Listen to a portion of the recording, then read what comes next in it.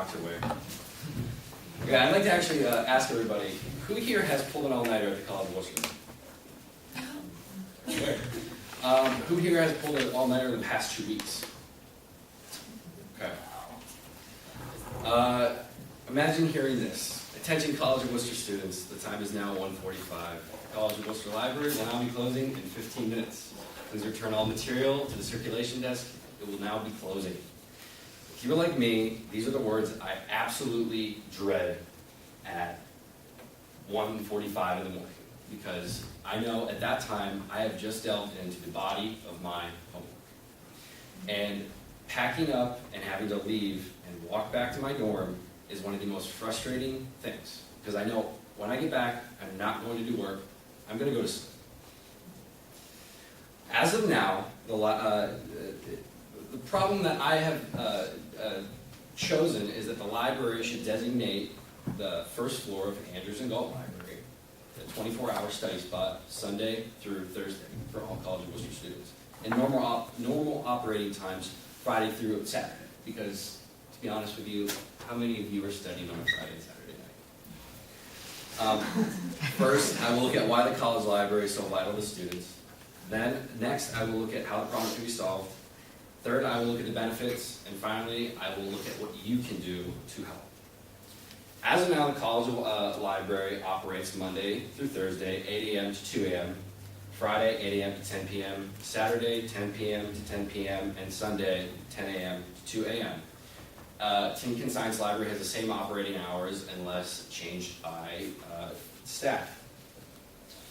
The problem of this is the College of Worcester does not have an adequate study spot for students to work after 2 a.m. They're cast out of the library and sent back to their dorms, and you can see the picture on the left is an example, classic example of a college dorm. Not a very good working environment. And as for the Wired Scott, which is open 24 hours, there is not adequate enough space to house all the students that are up at that time.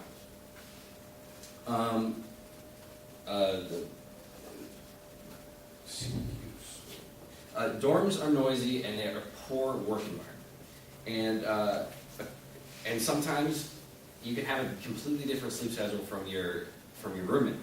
In a prior interview with my former roommate, Michael Wellstead, taken April 10th, I asked him what the problem was with our rooming situation.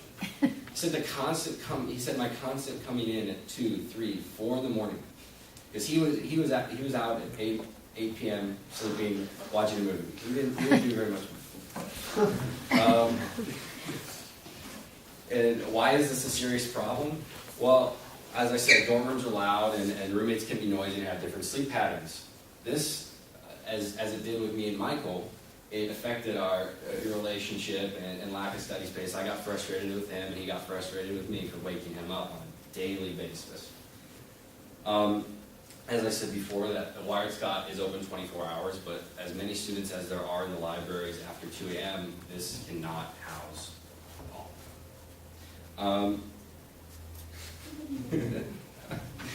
The reason why this is a big deal, throughout a week of viewing students in the library, I noticed that after midnight, there are approximately, on average, 30 to 40 students in the library after midnight.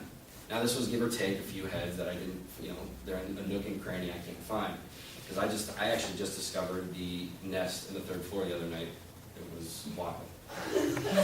After 2 a.m., this number is 20 to 30. That is still a pretty high number of students to be in the library after 2 a.m. And this is a problem because students are wandering the streets after 2 a.m. back to their dorms. And most of these students that I saw were freshmen. They didn't really understand their studying habits, and they have the longest one. In an in-person interview with our very own Peter Jeffrey taken April 12th, I asked him why this hour situation was a problem and how the students would benefit. He said, and I quote, "I'm an athlete. I'm going hard all day. I have football in the morning. I have class all day. And sometimes I have practice after that. There is literally no time for me to get my studies done throughout the day or make time to get my studies done. Nighttime is the only time to get be productive. And he said to benefit the students, it will also benefit the students by giving them the comfort of not being rushed out of a certain building to finish their work or to just not do it. Out of the 28 kids that I asked in the library, 21 of them were athletes, and they agreed that this is the main problem that they face. Why should you care? Well, to state the obvious, you're paying $49,400 a year for tuition. I believe that you should be able to use all the buildings that you need to. It's a necessity. And I also believe that there are two types of two types of students. Non-athletes and the athletes. Non-athletes, the kids who come to school and focus solely on academics. These are the kids who are getting the work done throughout the day and not late into night. Now, however, the athletes, they're in class and in sports all day. Especially for in season like baseball and football, I know they're going all year. They're going year round. And I don't know what the sports schedule is like for other sports, but I know that they do have a strict workout schedule. Athletes only have those late night and wee morning hours to study.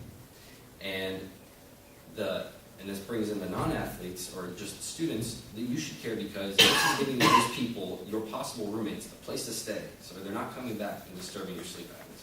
I know that if my roommate and I had a situation like that, things would have been a lot happier, and he might have not. I don't know. And the possible solutions to this problem: keeping the first floor of Andrews and Galt Library open and accessible by swiping your cow card after 2 a.m. The second is hiring student workers to cover the late night hours and early morning hours. You only need about 2 to 3 workers to cover these shifts. In an in-person interview with Stephen D. Glick, the College of Worcester Director of Security and Protective Services, taken April 8th, I asked him what guidelines must be met in order for this time change to occur. He said there are only 2 guidelines that must be met: security parameters within the building and workers to man the circulation desks. He said that security was the biggest problem because, as you know, the College of Worcester, townies are all over the place. They're crazy, we're looking, we might start. He said security was the biggest issue, and however, but in a blind survey of 100 students throughout the College of Worcester, I asked how many of them would actually want to work these hours or be for it, and out of the 197 said they would work if that meant they could be up all night and get their work done. It meant that much to them. And so how do I know this will work? Well, I looked at other schools within our athletic conference, such as Denison, Wabash, and other schools. Their libraries carry similar hours, so there's no difference in small Division III schools. However, when I got to the large Division I schools, such as Kent State and Pitt, they have a 24-hour library service, 24 hours a day, 7 days a week. Now, this works. I spoke with a few of my friends at other large campuses, and there's always a party going on campus, no matter where you go, in dorms, in houses, and the library, they said, was really only safe haven for them to get work done. If it works there, why can't it work here?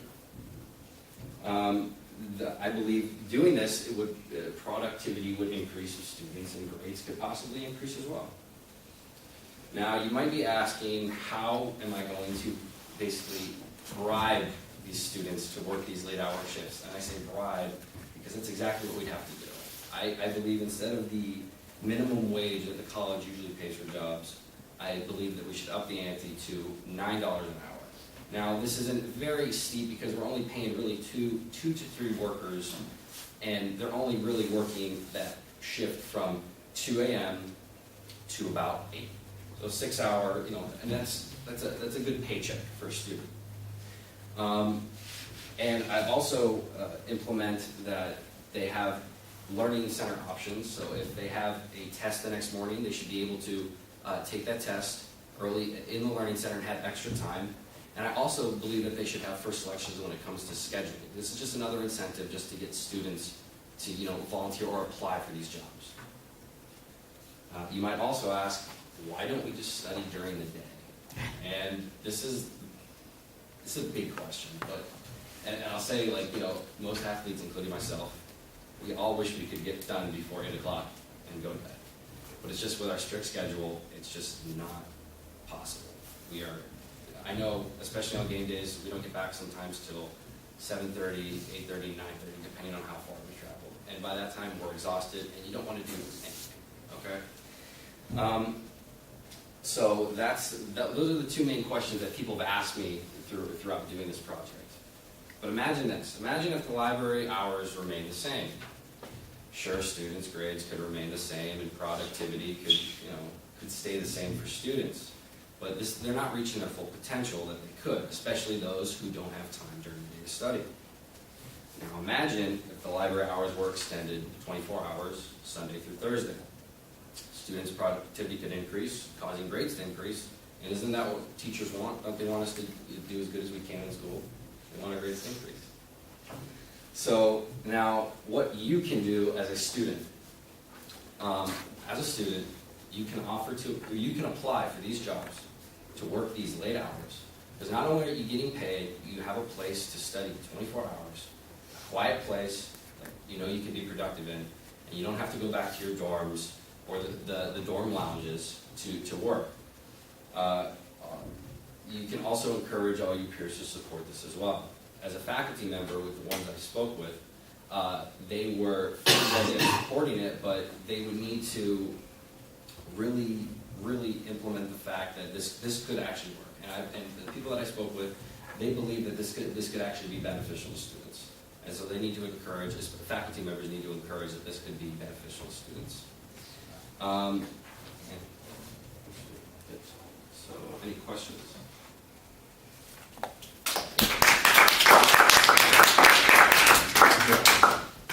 Wouldn't you say that for an athlete to reach their peak performance levels, they need to sleep with at least between 6 to 8 hours a night?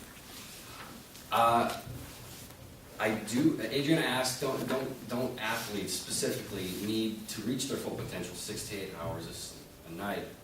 I do agree with that.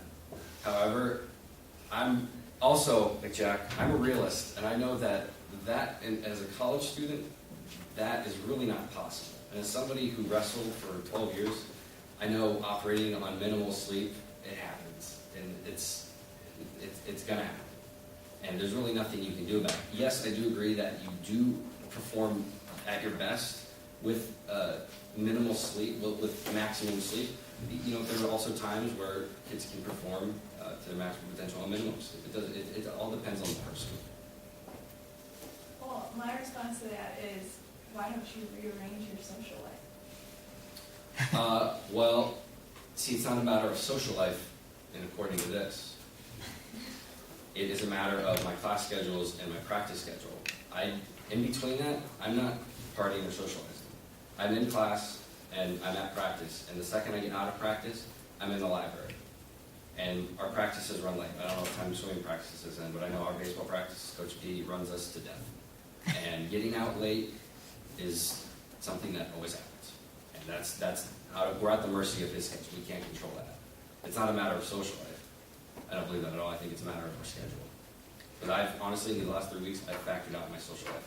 I've been getting work done, and I'm still finding myself finding a place to study late at night and having a hard time finding a place to study at. Okay, maybe this is a dumb question, but I'm wondering, when would you open on Sundays? Because you said it's not going to be open Saturday night, but it's 24/7 on Sundays. Or like it's 24 hours. Well, the opening hour would start, when I spoke with security, Mr. Glick, the head of security, I actually asked him what the optimal time for opening would be on the Sunday to start, because I mean Sunday through Thursday, that's the long haul of all the hours. And he said to keep the operating time on Sunday at normal operating opening time on Sunday. So which is, I'm pretty sure is, on Sunday it's 10 a.m. I know students are going to be out Friday nights and Saturday nights, and I don't know how early they're gonna be up, but I believe that's a good time to open, especially it's a Sunday, it's a lazy Sunday, and students are coming in and out of the library, and I think 10 a.m. is optimal time to open. Yes? Why not have it open 24/7 on Friday and Saturdays? Because I find myself not going on spring class at certain times without in the library all night. And afterwards, no one wants to go. Like some students actually are working on Fridays and Saturdays. What about those students? PD asks, why not keep the library open 24/7? I really took this into consideration and pondered this in my head, and asked multiple people what they thought. And the reaction that I got and what I feel, in my opinion, Fridays and Saturdays, I mean, it depends on the time of the semester.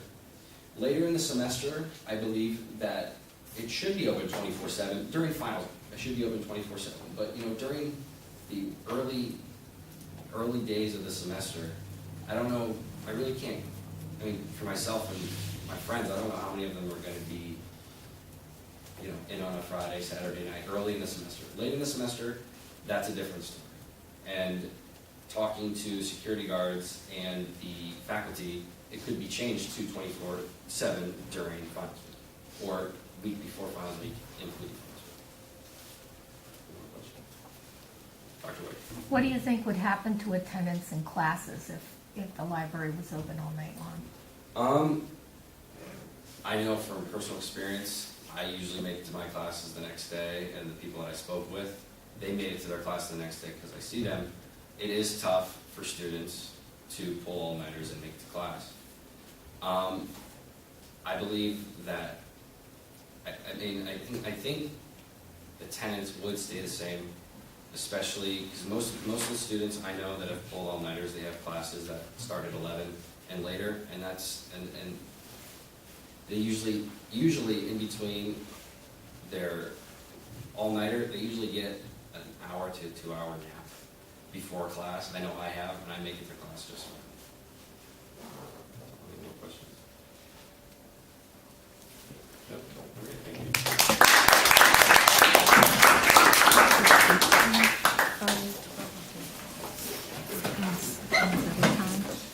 The question is 5:04.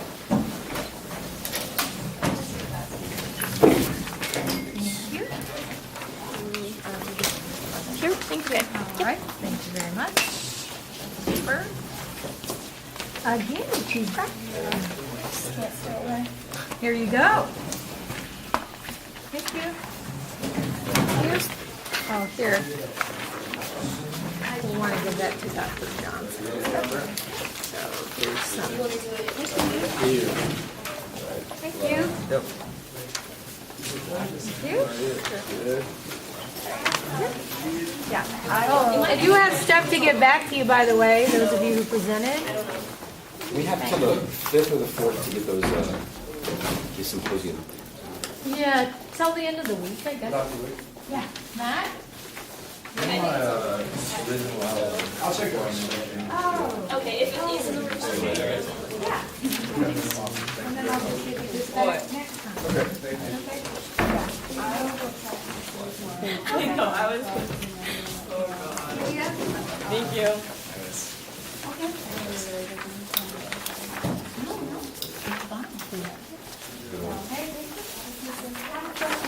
Zach, I didn't want to necessarily ask it in front of everybody, but you said when you asked people after 2, you were sort of reporting what they said, those who were there after 2, but the library closes at 2. Well, there's honestly there's a 15-minute buffer period for when it closes to when security comes through, and when security comes through is when they're kicked out. I've been there, because I've been there up until like Depending on the 2:30 before. Yeah, they do have some leniency.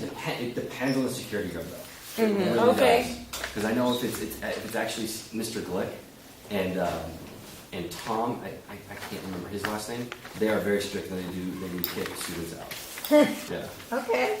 It's Yeah, I had no, I couldn't figure out what you were saying. Yeah, I've been out there as late as like 2:30 before. after that they won't reset. Okay. I know one time I actually tried to hide in the back door when I got found. Oh, I actually slept in there until 4 once. I fell Really? asleep. Yeah. Seriously? Yeah, and they didn't see me You sleeping. cheated the system. Yeah. Oh my gosh.